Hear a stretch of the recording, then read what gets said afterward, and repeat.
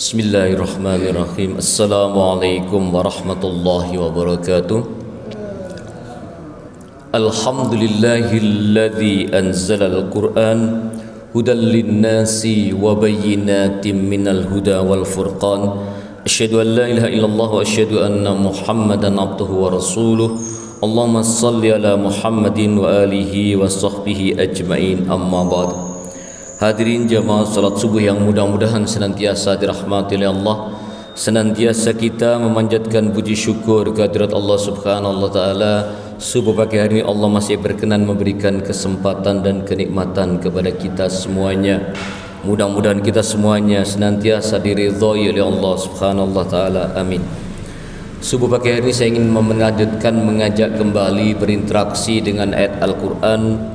Saya akan bacakan di dalam Al-Quran surah At-Tahrim ayat 6. Surah At-Tahrim ayat 6 ini sering kita dengar disampaikan baik penceramah atau khotib, dan kita sering mendengar sekali. InsyaAllah sudah banyak yang hafal tentang ayat ini. Allah berfirman dalam Al-Quran surah At-Tahrim ayat 6, A'udzu billahi minasyaitonir rajim. Ya ayyuhalladzina amanu qu anfusakum wa ahlikum nara وَقُودُهَا النَّاسُ وَالْحِجَارَةُ عَلَيْهَا مَلَائِكَةٌ غِلَادٌ شِدَادٌ لَا يَعْصُونَ اللَّهَ مَا أَمَرَهُمْ وَيَفْعَلُونَ مَا يُؤْمَرُونَ. Terjemahannya, wahai orang-orang yang beriman, peliharalah dirimu dan keluargamu dari api neraka yang bahan bakarnya adalah manusia dan batu. Penjaganya malaikat-malaikat yang kasar dan keras, yang tidak durhaka kepada Allah terhadap apa yang Dia perintahkan kepada mereka, dan selalu mengerjakan apa yang diperintahkan. Hadirin, ayat ini sudah sering kita dengar, tapi kadang-kadang memang lewat begitu saja, kurang menjadi perhatian kita bersama. Allah mengatakan, wahai orang-orang yang beriman, pelihara dirimu dan keluargamu. Berarti kita itu di samping bertanggung jawab terhadap diri kita pribadi, juga punya tanggung jawab terhadap keluarga kita masing-masing. Pelihara dari apa? Peliharalah dari api, siksa api neraka. Jadi kita juga punya tanggung jawab memelihara, menjaga anggota keluarga kita agar tidak tersentuh api neraka. Yang bahan bakarnya dalam ayat ini adalah dari manusia dan batu neraka itu. Di dalamnya para penjaganya malaikat-malaikat yang kejam, yang bengis, yang apapun yang diperintahkan Allah akan dikerjakan oleh mereka. Tidak ada punya rasa kasihan sedikit pun. Itulah peringatan ayat ini. Perenungan dari ayat ini, mari kita sadari bahwa kita di samping bertanggung jawab, mempertanggungjawabkan diri kita di hadapan Allah, ada tanggung jawab lain, yaitu tanggung jawab tentang keluarga kita. Dan ayat ini berpesan agar kita menjaga mereka, memelihara mereka agar tidak sampai kena siksa api neraka. Maka sesungguhnya hadirin sekalian, kita harus berkomunikasi terhadap seluruh anggota keluarga kita, karena kita sendiri sebagai kepala keluarga tidak mungkin bisa melakukan ini tanpa ada komunikasi yang baik dan memberikan pelajaran dan pemahaman kepada mereka. Ada satu ironi di tengah-tengah masyarakat kita, hadirin sekalian.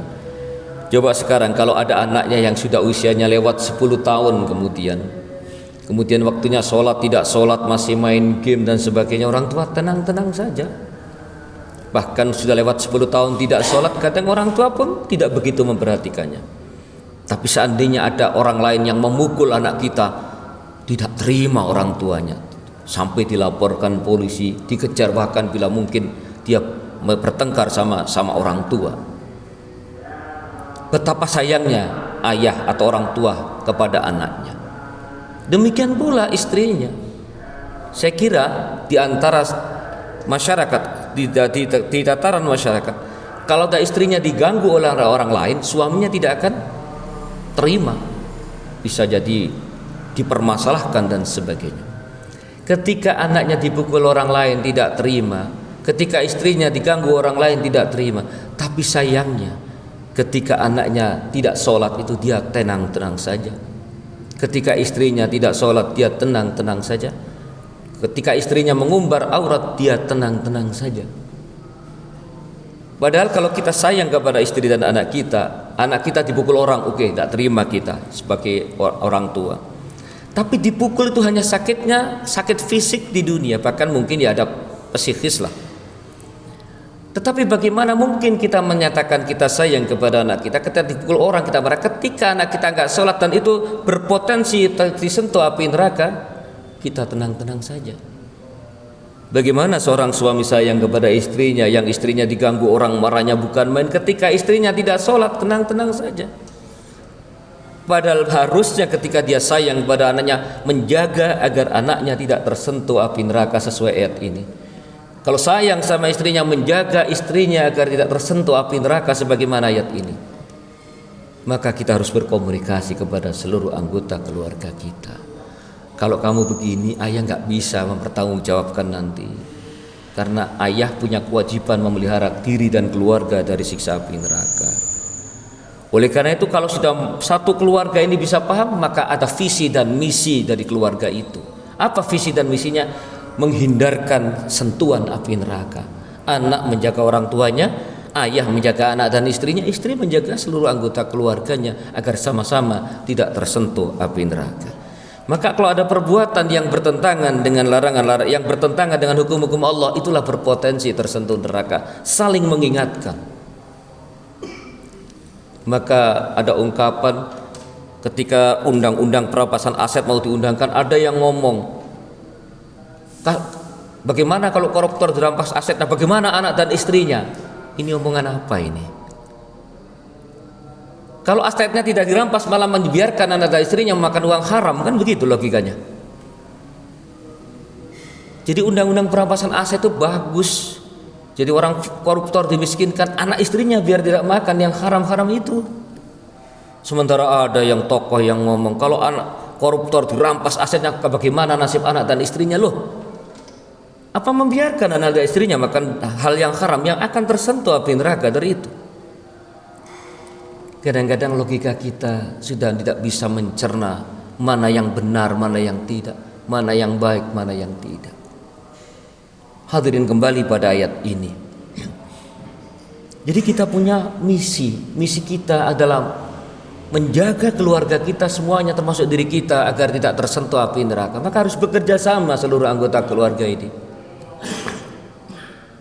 Maka yang pertama sholat. Sholat itu harus dijaga dalam keluarga, karena apa yang dihitung di akhirat nanti adalah yang pertama adalah sholat.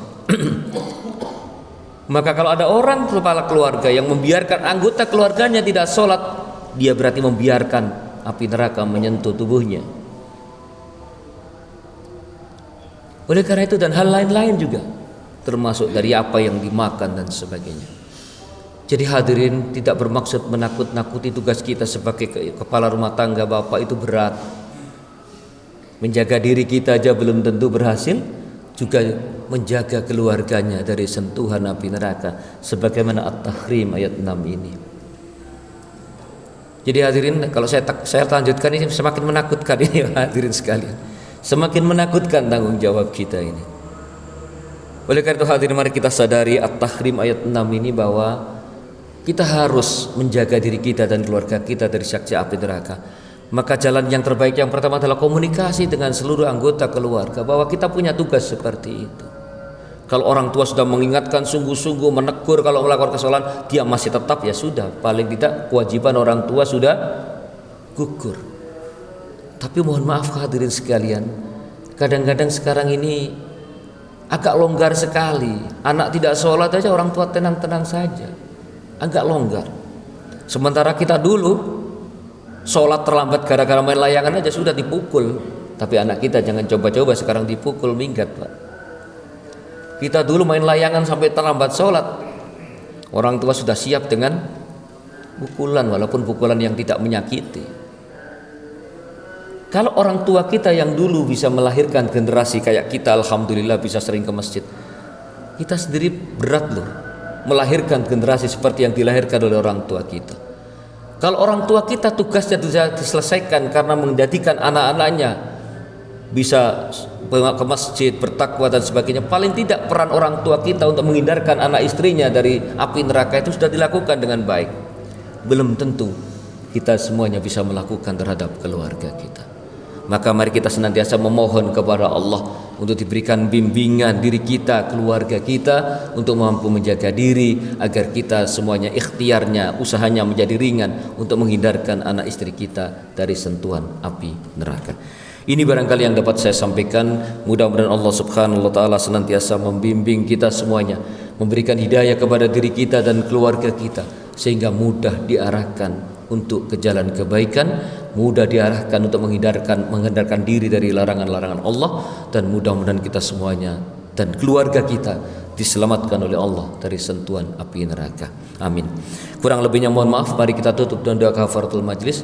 Subhanakallahumma wa bihamdika asyhadu an la ilaha illa anta astaghfiruka wa atubu ilaik. Billahi taufiq wal hidayah. Wassalamualaikum warahmatullahi wabarakatuh.